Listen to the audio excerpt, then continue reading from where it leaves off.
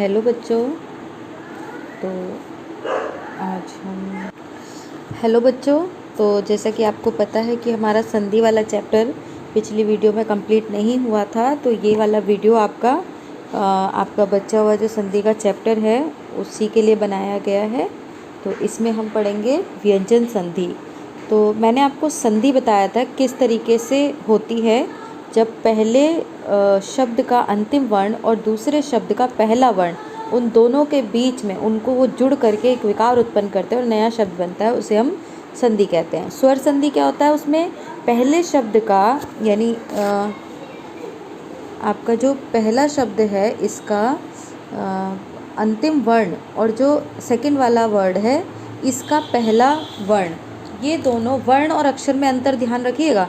वर्ण होता है जैसे ये ता और जा है ना, हलंत लगे हुए वर्ण, इनको हम वर्ण कहते हैं जिसको तोड़ा नहीं जा सकता। अक्षर यानी जिसका शर नहीं किया जा सकता, तो ये होते हैं आपके वर्ण, इनका ध्यान रखिएगा। तो दोनों में विकार उत्पन्न होता है तभी संधि बनती है। स्वर और स्वरों के मेल से स्वर संधि बनती है।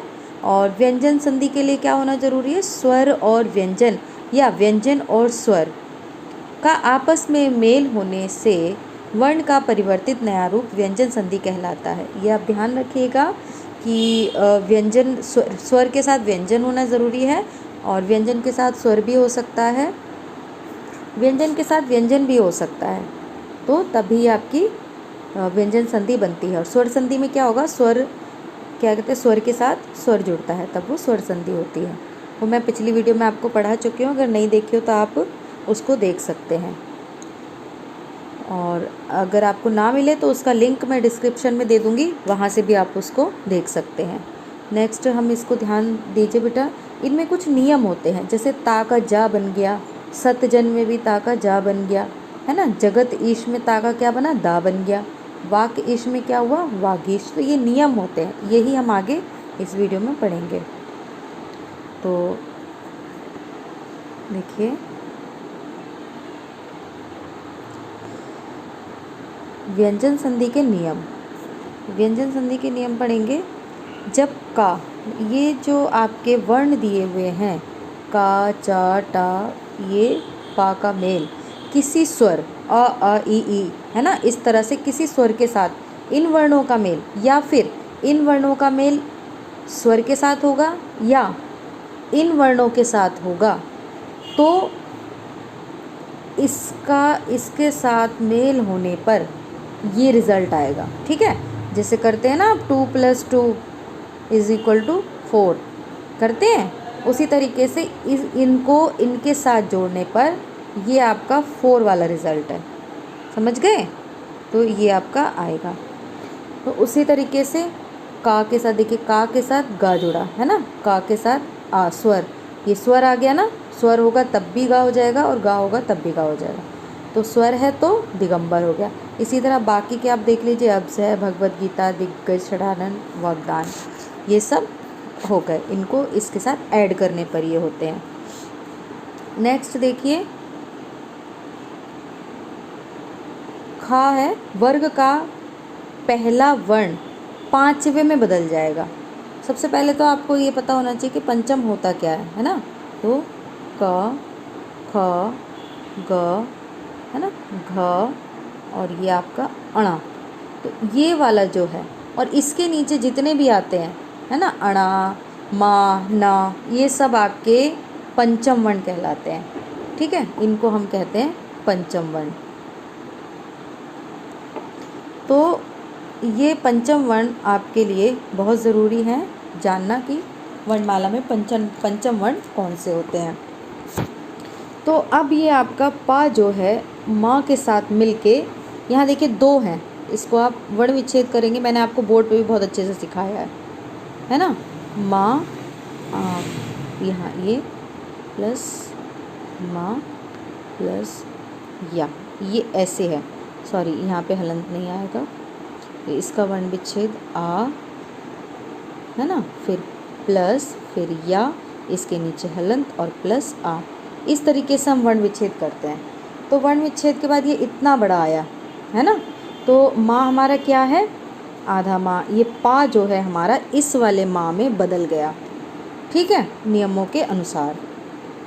तो आगे ये जगन्नाथ, सॉरी, आगे है इसमें जगन्नाथ सम्मार्ग, इस तरीके से ये बन जाएंगे। तो इसमें बेटा बहुत ही ज़्यादा ध्यान देने की ज़रूरत है क्योंकि ये चैप्टर थोड़ा सा टफ होता है, तो इसमें प्रैक्टिस की भी बहुत ज़रूरत है। फिर हम आगे देखते हैं, इनमें का, च, ट, प का मेल माँ या ना से हो तो का इजक्वल टू अणा बनेगा, च इजक्वल टू ये अणा बन जाएगा, टा का अणा बन जाएगा, ता का ना और पा का माँ।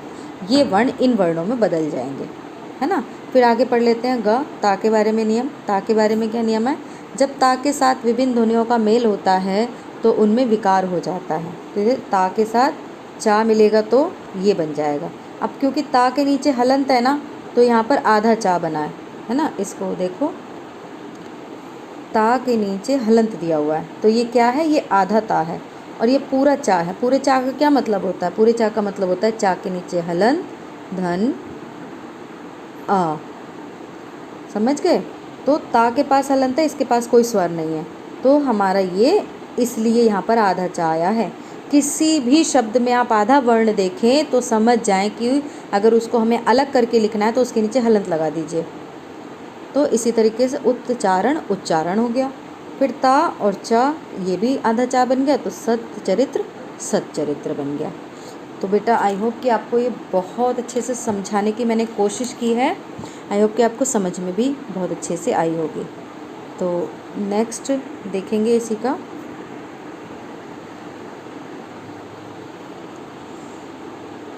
आगे देखो, ता के साथ जा मिला तो आधा जा बना ना, तो ये उज्ज्वल। फिर ये हो गया सज्जन, टाटा का, टट्टी का, दूध, और ये दधा, सॉरी दूध नहीं, दधा, उद्धार, है ना। ये हाँ का ये बन गया।